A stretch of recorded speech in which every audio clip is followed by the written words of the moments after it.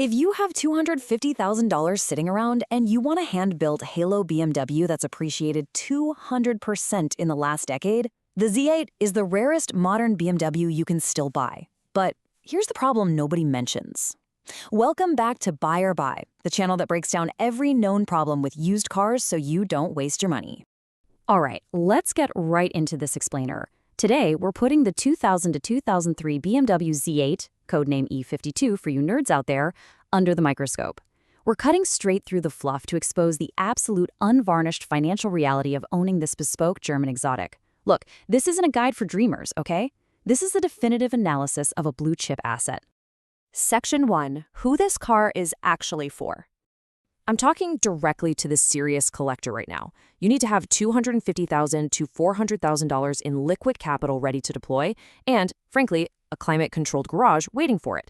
But hey, if that's not you, grab a notepad anyway, because the economics of this thing are just fascinating. So what are the cross-shop rivals in this ultra-exclusive tier? You're looking at the heavy hitters, the Mercedes SLR McLaren, similar era Halo car, but way more aggressive. The Ferrari 360 Spider, its direct Italian rival, which we've covered separately, and the Aston Martin DB9 Volante, Henrik Fisker's other masterpiece. What you are definitively not cross-shopping here are the BMW M Coupe or M Roadster. Sure, they're M cars from the same era, but let's be real, they're Z3 based, far cheaper, and have a completely different mission profile. The target buyer for the Z8? They value pure heritage. Here's exactly what you're paying for. Henrik Fisker's exterior homage to the legendary 1956 BMW 507. And remember, they only built 252 of those. You're also paying for Scotland Pert's neoclassical interior, the insane hand-assembled rarity, and of course, the brutal pedigree of the S62 V8. They totally accept that this is not a car you just casually take to the grocery store. Bottom line, a sometimes driven collectible. Okay, moving on to Section 2, where it shines. We're going to look at 3 highly specific, objective engineering and historical wins that make the E52 such an absolute powerhouse in the collector market. These 3 points literally dictate the car's legacy: the incredible production scarcity, its E39 M5 derived powertrain, and its highly advanced chassis construction. Let's break them down. Win number 1. Just 5,703 units were built worldwide across its entire production run. That makes it one of the absolute rarest modern BMWs ever produced. And for some context, remember that 1956 to 1959 BMW 507 it pays tribute to? That only saw a mere 252 examples. The Z8 really captures that exact same extreme exclusivity. Now, win number 2 is what's lurking under the hood. The S62 4.9-liter V8. This is a bona fide BMW motorsport engine shared directly with the E39 M5 sedan. You're getting 400 PS, 8 individual throttle bodies, and double Vanos. But here is the kicker, and it's a big one. It was paired exclusively with a 6-speed Getrag manual transmission. 0 automatic options, no SMG nonsense, absolutely no exceptions. The third win? The architecture.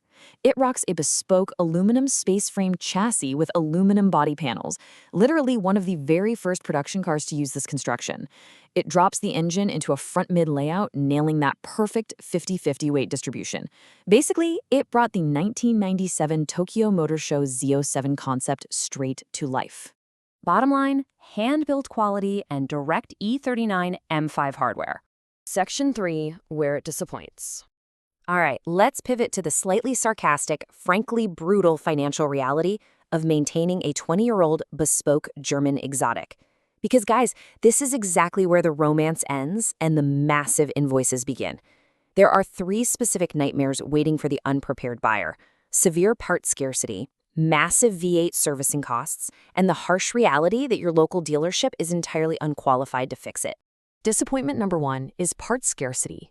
Because they only ever built 5,703 of these things, Z8 exclusive pieces are practically unobtainable new. I'm talking about the central instrument cluster faceplates, the body-colored door inserts, the soft-top hydraulic motor, and heaven forbid you curb one of those Z8 exclusive 18-inch turbine wheels. Yeah, replacing just a single bent wheel can easily run you between $5,000 and $10,000. Ouch. Disappointment number 2, the terrifying engine math. The S62 needs valve clearance adjustments every 60,000 miles, which runs about $2,000 to $3.5 grand per service. Then there's the infamous S60 oil pump bolt and rod bearing issue. That requires mandatory preventative attention to the tune of $3,000 to $6,000. Oh, and those cast iron exhaust manifolds? Yeah, they have a nasty habit of cracking under extreme heat cycling. All of this feeds right into disappointment number 3, which is logistics. You absolutely cannot just take this thing to the regular BMW dealer down the road. They literally won't know what to do with it. You have to plan the logistics around shipping the car to a true M-experienced specialist, a highly competent indie, or a factory-trained shop. So if you aren't ready for that headache, just walk away. Bottom line, parts scarcity and M-specific service. Section 4, the numbers that matter. Okay, let's do a rapid-fire, objective data drop of the exact figures that dictate the Z8's market position today. The heart, S62 B50, 4.9-liter naturally aspirated V8. It pushes 400 PS, so roughly 395 horsepower, at 6,600 RPM. You get 369 pound-feet of torque at 3,800 RPM, and it screams all the way to a 6,500 RPM redline. And again, 6-speed Getrag manual only. Punching through the performance metrics for that aluminum chassis, we're looking at a curb weight of 3,494 pounds or 1,585 kilos. 0 to 60 miles per hour happens in a very respectable 4.5 to 4.7 seconds. Top speed, electronically limited to 155 miles per hour. Production of these units, all left-hand drive by the way, with about half exported to the US, ran from the year 2000 to November 2002. We also definitely need to differentiate the standard car from its successor. For the 2003 model year, they released the Alpina V8 Roadster. Only 555 of these were built. They completely dropped the S62 for a softer 4.8-liter M62-based V8, and it came exclusively with a 5-speed Steptronic automatic. So it's a completely different touring flavor. Now for the financial data, the part you've been waiting for. The original US MSRP was about $128,000 to $130,000. Today, used pricing usually ranges between $200,000 and $400,000. And if you find an exceptional, low-mile, matching numbers car, you are rapidly approaching the $500,000 mark. The math here really just speaks for itself. Bottom line, appreciated 200% in the last decade. Verdict. Maybe. Look, the Z8 is a genuine, appreciating modern collectible with hand-built quality, halo positioning, and direct E39 M5 hardware. But part scarcity and M-specific service mean this is a museum piece more than a driver.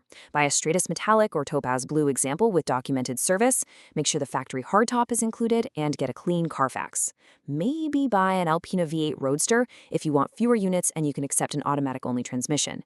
But say bye to every single car missing its factory hardtop, every cosmetically rough interior, because remember, those parts are unavailable, and absolutely say bye to every car with deferred S62 maintenance. If you don't buy the right one, the only thing going fast will be your bank account. So, are you brave enough to take the plunge?